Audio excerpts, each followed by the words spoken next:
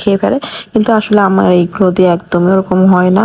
তো যখনই গরম গরম রান্না হয় আমি বাস শুধু এমনি খেয়ে ফেলি, আর এমনি খেতেও কিন্তু বেশ মজা লাগে।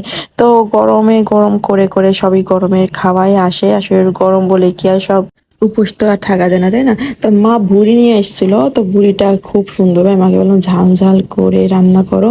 আর আমার ভুড়ি দিয়ে গরম ভাত খেতে লেবু দিয়ে ভীষণ ভালো লাগে। মানে সবারই কিন্তু এটা অনেক বেশি পছন্দ, অনেক আছে রুটি দিয়ে খায়। তো রুটি দিয়ে যেটা হয়, আমার রুটি দিয়ে কোনো খাবারই ভালো লাগে না। মানে ডিম রোস্ট বলেন, ভাজা বলেন, বা মাংস দিয়ে, এটা অনেকে বলে সবার পছন্দের খাবার হয়, কিন্তু আমার কাছে খুব বিরক্তকর লাগে।